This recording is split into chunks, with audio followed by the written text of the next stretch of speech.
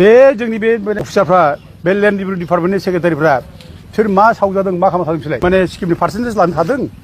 ना बेयाव माने माबा कमिसन जानो थादों बेलाय बेखौ बिटिसि गभर्नमेन्टआ भुल खालामदों। मोनसे आपडेट अनसमाय गासिबो बरायनाय जालायबाय माने बिटिसिनि मालगाव एरिया ओनसोलाव जे आदानि कम्पानिनो हा होनाय जादोंमोन नङा होमबा जे बै आदानि कम्पानिनो हा होनायाव जायफोरा न' लुनानै दंमोन बिथांमोनखौ दि होखारदोंमोन नङा होमबा जे बिथांमोनखौ होखारदों ओमफ्राय इभिक्सन खालामनाय जादोंमोन जे बिथांमोनखौ जे फिन आरोबाव माने इभिक्सन खालामजानाय मानसिफोरखौ फिन आरोबाव माने जोंनि ट्राइब एन्ड बेन्ड ब्लकआव माने जोंनि बर'फोरनि हायाव एबा दोनफैनायनि नाजानायनि सायाव गोख्रोङै खेंफोरथि हैदों जे दावराव देख्रेब नार्जारि सार बिथांमोननि टीमजों लोगोसे माने जाहाथे माने जे बेयाव खारनायफोरखौ माने जाहाथे जोंनि बर'नि हायाव एबा जोंनि ट्राइब एन्ड बेन्ड ब्लकनि हायाव जाहाथे बिथांमोनखौ हायाव एबा दोनफैनाङा बिनि सायाव गोख्रोङै खेंफोरथि हैदों बै ओनसोलनि रायजो राजाफोरखौ लानानै एबा बिथांमोननि रायजो राजाफोरखौ लानानै मोनसे जुथुमा एबा मोनसे मिटिं खुंनायखौ जों नुनो मोनदों जाहाथे सरकारा ओरैबायदि खालामदों दे बिथांमोनखौ मारै होबथानांगौ एबा माबायदि बिथांमोनखौ लाखिनांगौ बिनि सायाव गोख्रोङै खेंफोरथि होदों एबा रायजो राजाफोरनि सिगाङाव माने बेफोरखौ बुजायना होदों आं मोनसे आबुङै भिडिअखौ होनो हांगासिनो नोंथांमोना नायलाङोबा निस्सय बुजिगोन आरो मिथिगोन स' माने बे बिथांमोनखौ जुदि थानो होयोब्ला जों बर'फोरनिनो मोनसे खहा जागोन बेफोरबायदि बुंनायखौ जों नुनो मोनदों जाहाथे मानो होनोब्ला नै दासान्दाव नै दा बेफोरबायदियावनो माने जे जायफोरा दङ नङा होमबा बिथांमोना दा गावसोरनि हा होननानै बुंना लायो माने जे बिथांमोना न' लुनानै थानानै जे गोबाव 1 बोसोर 2 बोसोरनि उनाव बिथांमोना बुंना लायो दे बेहाय जोंसो थाफैग्रोदोंमोन जे बेवहाय जोंनिसो हा बेफोरबायदि बुंना लानायखौ जों दासिमबो नुगासिनो नङा होमबा नोंथांमोना निस्सय दा नुगासिनो जे बेजोंनो लोगोसे गोबांथार बेफोरबायदि जाबोबाय थानायखौ निस्सय नोंथांमोना नुगासिनो बेनि सायावनो गोख्रों खेंफोरथि होदों दावराव देख्रेब नार्जारि बिथांमोना स' नोंथांमोना भिडिअखौ नायना लाजुब बेनि उनाव नोंथांमोना मा कमेन्ट हरनो गोसो दं नोंथांमोना कमेन्ट हरनो दाबाव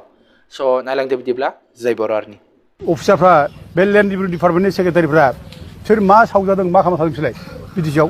बेखौ खोन्थानांगौ आयेनखौ बोलाना होनांगौ जे बिटिसिनि माने सिबा जेनेबा बिटिसिनि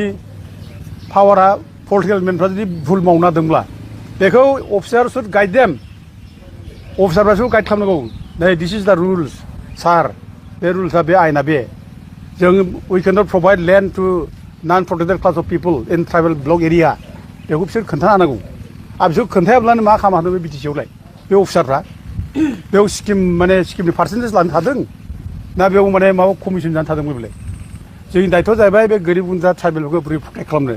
जों बोरै सहाय होनो बिसोर जोंनि दायथ'आ खारबाथाय गैला सिमा हौनै क'क्राझार नाराबारि नांहैबाय गैला बर'नि सिमानो जोब्बाय नाराबारि नांहैजोब्बाय होमब्ला जोंनि दायथ'आ दिनै मा जों दिनै जोंनि जायगानि मानसिखौ जोंनि फिसाफोरखौ जों प्रटेक्ट खालामनो हानांगौ आरो जोंनि फिसाफोरखौ प्रटेक्ट खालामाब्लानो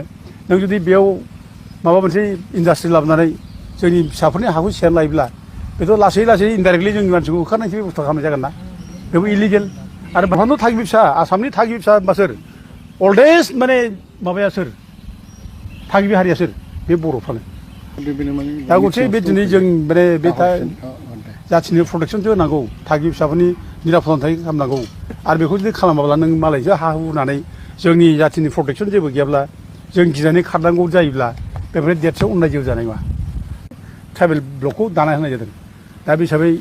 बे जायगायाव खुनु माने गभर्नमेन्टआ हा लाफैनो हाया सेनो हाया ओमफ्राय गुबुन जाथिखौ बे जायगायाव दोनफैनो हाया बे आयेनाव रोखा दंथारो ओमफ्राय लोगोसे बे हाया खुनु गभर्नमेन्ट पारपासाव ट्रेन्सफार जाया ओमफ्राय बे हानि आन्दाराव बेल ब्लकनि आन्दाराव बबेबा खासा दंब्ला माने ग्रेजिं फिल्ड दंब्ला गभर्नमेन्ट हा दंब्ला दा बेफोर हायाव जुदि जोंनि मानसिफ्रा दखल खालामनानै दंब्ला बे हाखौ बे ट्राइबेल मानसिफोरसो होनांगौ बे लेखायाव दं आरोखि आरो नैबे सुप्रिम कर्टनि अर्डारावबो बेखौ रोखा लिरदों आरोखि बे सुप्रिम कर्ट लेखा बे सुप्रिम कर्टआव अर्डार होनाय बे 2024आव अर्डार होदों बेखौ दा गथिखे बे बबेबा फोथाराव जुदि सोरबा माने बाहेरा मानसि हाबनानै थाफैनो जादोंबा बे थानो मोना बे जायगायाव ट्राइबेलफ्रा दखल खालामनानै दंखायोब्ला बे ट्राइबेलफोरनोसो रानना होनांगौ बेसो आरोखि आरो गभर्नमेन्टआ गावस्रा जुदि माबा मोनसे स्किम लानो नागिरदोंबा बे हाफ्राव बेबो माने नट एगेन्स्ट द इन्टारेस्ट अफ द ट्राइबेल होनखादों आरोखि बे माबायाबो ट्राइबेलनि इन्टारेस्टनि एगेन्स्टै जानो मोना ट्राइबेलफोरनि बेनिफिटनि थाखायसो जानांगौ बे बुंखानाय दा दिनै जायनाखि हा दोनफैनाय जादों बे माबायाव बेथ' इलिगेलथार अननायथार बे आइनथार बिदि मोनथ्रा दा नों बे एफिडिसियेला हा लाना दों बेबो बे आइनि ट्राइबेल ब्लकआव नों बोरै माने एफिडिसियेलनि हा बोरै मोननो हानांगौ हगारनाङा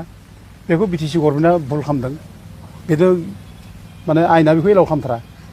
नों बोरैखौ बोरै माने हगारना होदों आरो बेथ' रुमबां रुमबां बिफां एखे बिराद मोजां मोजां बे जायगानि रुमबां रुमबां बिफाङा गासिबो माने ट्राइबेल ब्लकनि आन्दाराव बेखौ दिनै बे साल बिफां मोजां मोजां बिफां होननानै दिनै फरेस्ट डिपार्टमेन्टआव लांनो हायाखै मोना बे जायगानि मानसिफ्रासो गावसिनि आन्दाराव थानायखाय बिसोरसो बाहायो नङा होमबा नोंसोरसो बाहायजोबो बेखौ दा उथे बे नोंसोर बाहायनाय नोंसोरनि हा बे हाखौ ट्राइबेलफोरनि हा बे हाखौ बोरैहाय दिनै एफिडिसियेल हगारदों बे दुखुनांथाव बाथ्रा बेबायदि मोना आरो लोगोसे बे जायगायाव जायफ्रा दंमोन गोदो थाफैनाय सोरबाफोर गुबुन जाथिनि मानसिफोर बे गुबुन जाथिनि मानसिया एफेक्ट जादों 93 फेमिलि होनबा 93 फेमिलि गुबुन जाथि स्पेसियेलि माने मुस्लिम जनगोष्ठीनि मानसिफोर 93 फेमिलि एफेक्ट जायो आरो दा बे एफेक्ट जानाय 93 फेमिलिखौबो दोनफैनो नागिरबाय आरोबाव नै जोंनि बे माबायावसो आरोखि मा होनो ट्राइबेल ब्लकनि सिङावसो दोनफैनो नागिरबावबाय बे बेसेबां अननाय बियो आरो गभर्नमेन्टआ बिसोरनो हानि क्षतिपुरन होगोन बिसोरनो न' बां लुना होगोन होनबावबाय आरो स्कुल थिकुल लुना होगोन बे जायगायाव बोरै लुना होनांगौ हाया नैबे माने नैबे माबायानो बे land administration in protected belts and blocks Assam बे लेखायाव दङ बे चेप्टार 10 बे लेखायाव दंजोबो गासैबो आयेना ओमफ्राय बेयावनो नोंसिनि बे माने माल गामिनि बे हानि माबाफोरखौ गासैबो जोबदों अबे गामिया माने बे ट्राइबेल ब्लकनि आन्दाराव गोलैयो बे लेखायाव गासैबो दंजोबो नै बेयाव दंजोबो दा बेयाव नै आं नोंसिनि माबाखौल' खोन्थाना होनोसै मिथिनायनि थाखाय बेयाव ओरै होदों आरोखि बेयाव बामनगाव पार्ट 1 मालगाव सथ' मालगाव पार्ट 1 ओमफ्राय सथ' मालगाव पार्ट 2 खुखुरिपारा हा बे नोंसिनि जायगाखौ बोरै मोननांगौ जागोन बे रोखा रोखा माव दंखाथारो नंबा बेखौथ' मोननाय नङाना आरो बे जायगायाव नोङो जानाखि माने ग्रेजिं फिल्ड दं बे नोंसिनि मालगाव माने ट्राइबेल ब्लकनि आन्दारावनो बे फिल्डआ दङ दा नैबे सुप्रिम कर्टनि अर्डार बादिब्ला बे गभर्नमेन्ट सायाव गभर्नमेन्ट ग्रेजिं फिल्डआव रावबो मालाय मानसिखौ दोनफैथिनाखै आरो सोरबा मालाय जाथिया हाबना थाबाय बेखौ इभिकसन खालामनो थिनदों बेयाव रोखा रोखा दंथारो बेयाव बेसोरबो इफेक्टेड बिसोर होननाय जादों ट्राइबेलफ्रा खिन्थु बेयाव दंब्ला बिसोरनो हा होनांगौ ट्राइबेलफोरखौ कनसिडार खालामनाय जादों आरोखि बे आइनाव दंखायो दा उथे सोरबा जुदि बेयाव दोनफैदोंबा बे 93 फेमिलि इफेक्ट जादों नों एफिडिसियेलजों बेखौ आरो बे जायगायाव दोनफैनाया बे इलिगेलथार